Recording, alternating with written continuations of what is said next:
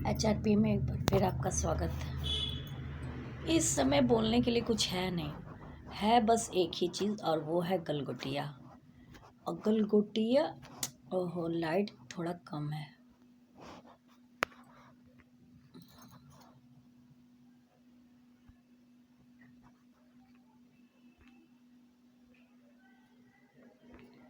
सही टाइम चला गया। तो गलगोटिया का दिक्कत क्या है कि वो अपना एक डॉग लेकर रिप्रेजेंट किया, और रिप्रेजेंट करने के लिए जिस लोग रखा वो देखने में ठीक ठाक थी। इंटेलिजेंट लोग ज़्यादा हैंडसम होते हैं या ब्यूटीफुल होते हैं, ऐसा नहीं है। लेकिन 80% बच्चे इंटेलिजेंट हैं, वो वेल ड्रेस्ड हो। उनकी पहचान ही है कि वो हर चीज़ में परफेक्शन देखेंगे। ऐसा नहीं कि चिथड़ा बिथड़ा। वो कवियों, थिंकर्स, पोएट्स, कलाकार्स का काम है, क्योंकि वो इतना हरास्ड हो जाते हैं समाज से, क्योंकि उनका कोई वैल्यू नहीं करता है उतना। तो लेकिन ये जो पढ़ने वाले बच्चे, इंटेलिजेंट बच्चे होते हैं ना, वो बहुत वेल मैनर्ड, वेल कल्चर्ड होते हैं। उनका ड्रेस देखिएगा, भले फटा हुआ हो लेकिन धुला रहेगा। अगर उनके घर में आयरन है तो आयरन रहेगा। हाथ, नाखून, पैर वगैरह सब कुछ काफ़ी, क्योंकि वो 10 लोगों में बैठते हैं तो वो चाहते हैं कि वो वेल ड्रेस्ड और बहुत अच्छे दिखें, ताकि उनको अच्छे कम्प्लीमेंट मिले। और कुछ तो ऐसे होते हैं कि बिना साफ सफाई और कुछ अच्छा किए बगैर वो उनके दिमाग में कुछ घुसता ही नहीं है। तो ये जनरल बात है। तो वो लड़की देखने में ठीक ठाक है, दिमाग के अंदर उसके आर्टिफिशियल इंटेलिजेंस का पूरा डाटा फिट था कि नहीं, ये हम नहीं जानते। लेकिन मजाक क्यों उड़ रहा है हम नहीं जानते। भारत के बारे में मैं बता दूँ, 2008 में तो हम ट्रेडिशनल फैमिली से हैं। हमारे बाबूजी दरोगा, हमारा बैकग्राउंड ग्रामीण था। हमारे सबसे बड़े भाई हमसे 10 साल थे, वो पॉलिटिक्स, स्टूडेंट पॉलिटिक्स में थे। अब आप सोच सकते हैं हमारे पे मिलिट्री पहरा था। मिलिट्री पहरा, कोई ऐसा, हम कुछ भी कर सकते हैं लेकिन नौकरी नहीं करेंगे, अकेले घर से नहीं निकलेंगे, अकेले कहीं नहीं जाएंगे, पड़ोस में नहीं जाएंगे, दोस्तों की पार्टी में नहीं जाएंगे, दोस्तों के यहाँ जो बहुत खास हो तो भाइयों को साथ लेके जाएंगे। इस टाइप का फैक्टर्स था। हमें सड़क चलने बीएससी तक नहीं आता था। बीएससी के एलएलबी में हमें बहुत स्ट्रगल करना पड़ा। और 2021 के बाद तो हम पैदल ही चल रहे हैं, अपना सेल्फ रिस्पेक्ट है। 2014 में भी खूब पैदल चले थे। 2021 के बाद हम 3-3 घंटे पैदल चलते हैं। 3 घंटे एक तरफ जाते हैं, 3 घंटे एक तरफ से आते हैं, 6-6 घंटे मान लीजिए। तो ये सब एक पृष्ठभूमि बता रहा है। उस वक्त हमको जब मोबाइल मिल गई 2008 में, क्योंकि हम कोविड में गए थे, तो जो लड़कियों के हम पेरेंट्स बहुत ज़्यादा सुविधा दिए होंगे, उनके पास तो होगा ही। हम 1999 में पीजीडीसीए किए, जिस समय अभी कैड, कंप्यूटर डिज़ाइनिंग वगैरह और अभी चल रहा था। हमें शौक़ था, हम बस कर लिए, एग्ज़ाम नहीं दिए, पैसा भर दिए सबका। उस समय कई इंस्टीट्यूट ऐसे थे जो पीजीडीसीए कराने के बाद सेकेंड फाइनल ईयर में एमसीए में एडमिशन दे देते थे। हमारे पास एमसीए का पढ़ा हुआ सिलेबस है। हम कोडिंग केवल सी लैंग्वेज नहीं, हम सी प्लस नहीं सीखे थे, सी लैंग्वेज सीखे थे, और फॉक्स प्रो सीखे थे, एक्सेल सीखे थे, एमएस डॉस सीखे थे, पावर पॉइंट सीखे थे, एमएस ऑफिस सीखे थे, और सब भूल भी गए हैं। सी लैंग्वेज सीखे थे, बहुत सारे कुछ प्रोग्रामिंग्स वगैरह हम सीखे थे। और पीजीडीसीए का ये कोर्स था। फिर एक बार एडीसीए में लिए तो बैमांची कर गए मेरे गुरु। वो हमें नहीं सिखाना चाहे, क्योंकि हम सी डीटीपी हमें सीखना था, एडीसीए में था, बाकी सब तो हमें आता ही था। और एक और था जो हमें फैशन डिज़ाइनिंग, ड्रेस, अरे इसमें गारमेंट्स बिजनेस के लिए चाहिए था। हमारे पास टेलरिंग का सर्टिफिकेट था। बचपन से लेके अब तक हम पूरा गारमेंट सेक्टर का XYZ सारे कोर्स ऑलरेडी अलग अलग छोटे छोटे पीस में हम कर चुके हैं, जो हॉबी क्लासेस में भी होते थे, ऐसे भी होते थे। तो हमें सिलेबस उसका पता है। तो तो अब ये थोड़ा हाई लेवल के लिए हम गए थे, तो वो जान गए, तो हमें बाधा डालने के लिए 6 महीने का ही सर्टिफिकेट दे। वो भी एक केस हम लेके कोर्ट में सबमिट किए थे, उसका भी बहुत कुछ हुआ नहीं। तो मेरे घर में ऐसा माहौल के बाद भी हमें मोबाइल मिली थी, तो हम घर बैठे सारे काम करते थे अपने घर वालों से छुप के। बस गलत काम नहीं होना चाहिए, इतना हमारा खुद का रूल है, घर वालों का नहीं। तो अब सोचिए, उसी समय से हमारे भारत में डिजिटल इंडिया है। दिल्ली में हम बहुत ऐसी स्टडीज़ किए, मतलब हम गए थे तो समझने की कोशिश किए। आपको ऐसे मोबाइल्स मिल जाएंगे जो नोकिया और सैमसंग और एप्पल के क्लोन होंगे, और आप पता भी नहीं कर पाएंगे। अभी हम नोकिया जो यूज़ कर रहे हैं, ये ओरिजिनल कंपनी है कि ऐसे ही सॉफ्टवेयर एक्सपर्ट बनाए हैं क्लोन। इसका कोई आप अंतर जांच ही नहीं सकते, इतना ज़्यादा यहाँ पे इंटेलिजेंट बच्चे हैं, बस वो इलीगल तरीके से कमाने के लिए। तो इस टाइप के सॉफ्टवेयर डेवलप हो जाते हैं, और ऐसे टाइम में सॉफ्टवेयर ही डेवलप करना है। हार्डवेयर कोई कंपनी बना देती, जैसे कंप्यूटर में होता है।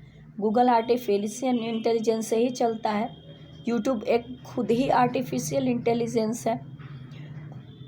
अब आता है रोबोट्स आज के छोटे मोटे रोबोट्स तो बहुत पहले से आ गए हैं मार्केट में। अब ऐसा क्या है, गलगोटिया जब MCA का डिग्री देती है, चूँकि मेरे भाई सब MCA वहीं से किए हैं, 2 भाई शायद गलगोटिया से ही किए हैं, वो प्राइवेट कॉलेज है और एजुकेशन लोन लेके किए हैं। तो जब वो सब एजुकेशन लोन भरे भी हैं, एक का प्लेसमेंट हुआ और एक IAS की तैयारी में लग गया। छोटा वाला शुभम जो है वो IAS की तैयारी में लगा और एक प्लेसमेंट हो गया। ऐप कोडिंग ऐप जो होते हैं वो जनरल सी लैंग्वेज से हो जाते हैं। बाद में काफ़ी हम HTML सेल्फ स्टडी किए, कई MCA के भी कई रूटर्स वगैरह का वर्क वगैरह सा हार्डवेयर सॉफ्टवेयर दोनों का स्टडी किए।